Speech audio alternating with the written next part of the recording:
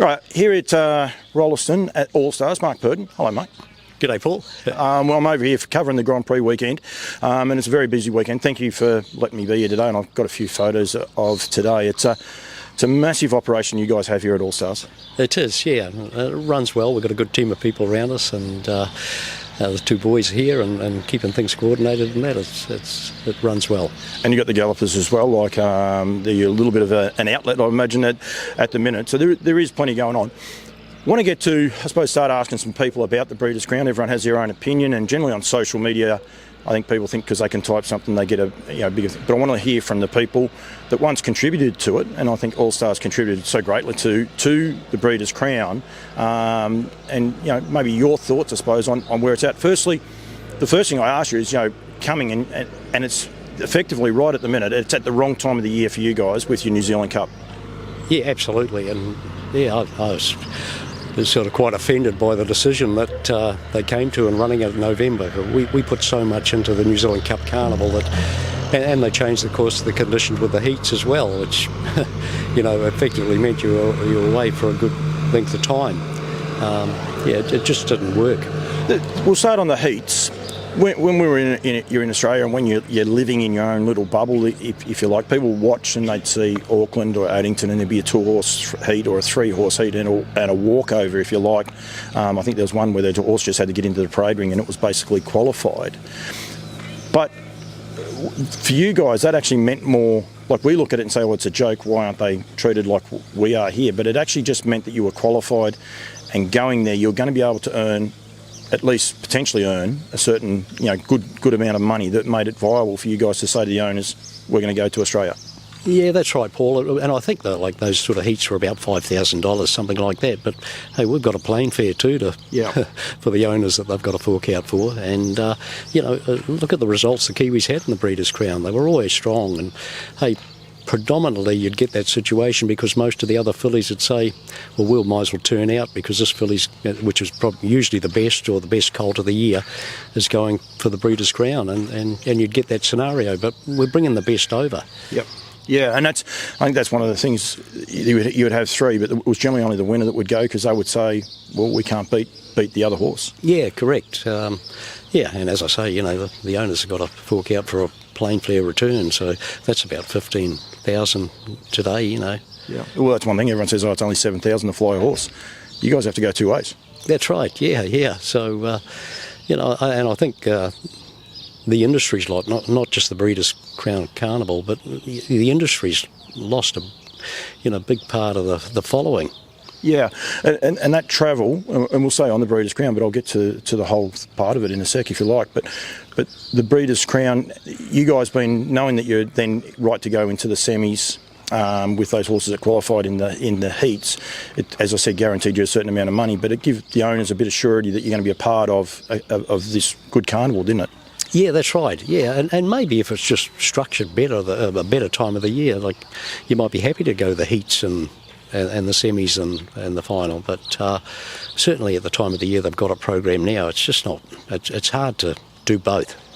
How long you travel horses? So if you were going to, say for the heats, if you were taking a 2-year-old, never travelled before, how far out from the start of those heats would you like to be there? Like a week, 2 weeks? Is there a time frame that you say is the best for these horses to travel? Yeah, well, around about a week. Travel arrangements on a plane are, pretty comfortable for a horse today. It's probably easier than a float trip. Yep. Certainly from here to Auckland, just jumping on a plane and flying, and you're there in 3 hours to Melbourne, 3.5 hours. It's a lot easier. Yeah, but that then means almost it's a month where you have to have staff over there, and that might be Nathan and you guys train in partnership, but he's still got to be over there. He has to be paid, reimbursed, accommodation and things like that. Like, there is a month of expenses that it does get very, very trying for.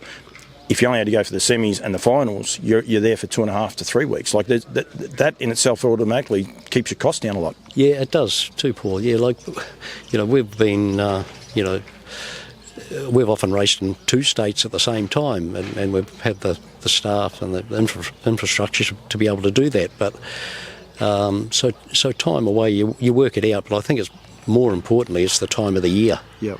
Yeah, and it is such a trying time. When is the right time of the year? You said there before you were a bit offended when you saw the time that they had it. Like, does it work even a little bit later this year, right up until Christmas, or would you like it, in the winter months? Or is there an ideal time that you can see that fits in with everyone's programs?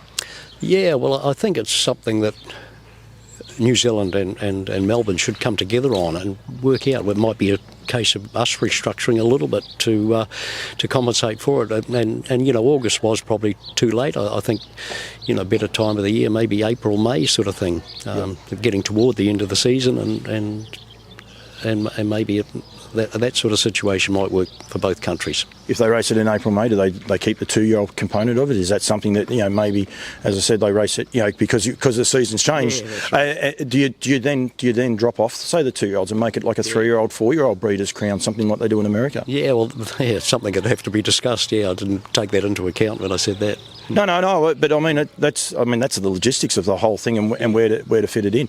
With the travel, you're a person that loves travelling, and I know you do, and you enjoy coming to Australia and being a part of the big carnivals. How do we, is it a matter of just Australia and New Zealand sitting down and saying, right, this is the calendar and this is how we're going to do it? Is that something that you think needs to happen now?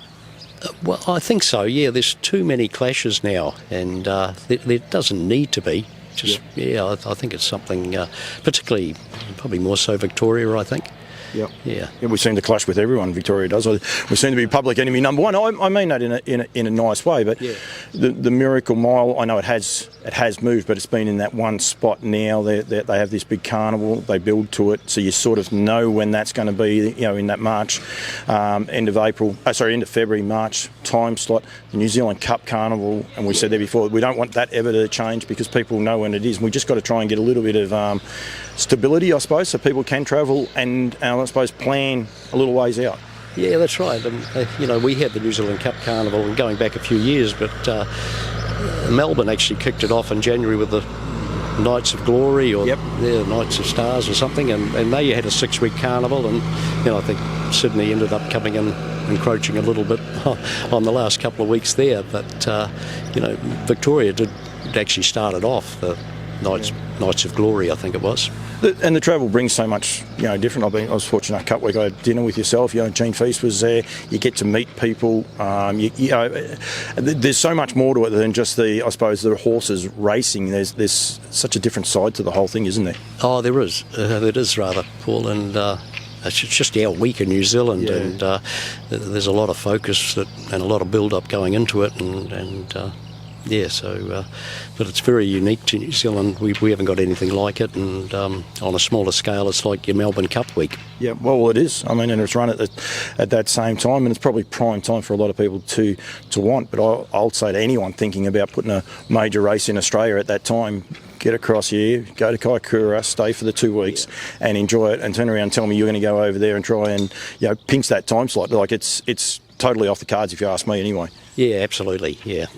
I mean, New Zealand, HRNZ, they bring me out here, and but I don't care. I've been over here, and it's a cool event and a great little event. Just quickly, it is Grand Prix Day tomorrow, and I'm not going to ask you too much on all of your horses, but just a horse like Oscar Bonavina. Firstly, congratulations on the resurgence. He won one race from 13 last year. You are a little bit follically tested, like I am, but what you had, you might have wanted to pull out with him last year, but he's just come back so good. Yes, it's been amazing, and I don't know why we've done nothing different, but he just seems to be a lot more sounder through this campaign, and I really admire the horse because he's still got a few issues that worry him a little bit, but he puts pain behind him when he steps out on that track, and we're sort of getting the best out of him, but we've probably never seen the real best of him, I don't think. So get back onto the travel, like the Aurora Australis, or there's a trotting carnival, the Great Southern Star. Is that something that you might be tempted with him, or because there's money here in Australia, in New Zealand, you're going to stay for that with the trot slots and the Rowe Cup coming up? Is there any ambitions maybe to take him back to Australia? Well, not at the stage, Paul, but yes, you'd certainly entertain the idea if it was just a hit-and-run mission with him. But not the sort of horse I'd like to be away too long with him and we know what he sort of takes to keep him sound. So if we're not in that right environment, I know we'd lose him pretty quick. The two heats on the heat and final on the one day, that wouldn't worry him. But as much as anything, it'd be the travel for him. Yeah, that's right, and you're at someone else's place where things aren't just quite the same. And as I say, if we know how to keep him sound here, and we sort of, he's first on the track when the track's watered and it's nice and soft, and we spoil him a bit, but he's worth spoiling.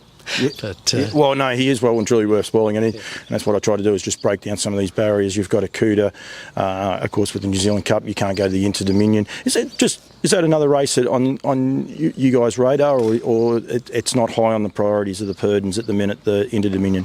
Well, look, I'd like to think the Inter-Dominion should be run for $1 million, to be honest, Paul, the final. And it was close after the New Zealand Cup Carnival. I'm pleased. We gave Cuda a break after that, but you got 3 heats in a week and then a final. You can go to the Hunter Cup and race for that sort of money in just a one-off race. Yeah, and that's probably the major thing. If they can get the prize money up, then people will travel. You'll be prepared to travel for it. Yeah, well, that's right, and I'd like to think that an Inter-Dominion now is worth $1 million final. Yeah, it should be too, shouldn't it? We should have more of them, but at least have one of those races. Yeah, absolutely. Mark, thank you. I could talk to you about a lot of things. You got a spider. That was a spider that was climbing over you. Not like the Aussie spider, so it's okay. But I could talk to you. There's plenty of them around here. No, I'm joking. I could talk to you for a long time about a lot of things. I really do appreciate your time, because I know you've got a couple of other things going on today.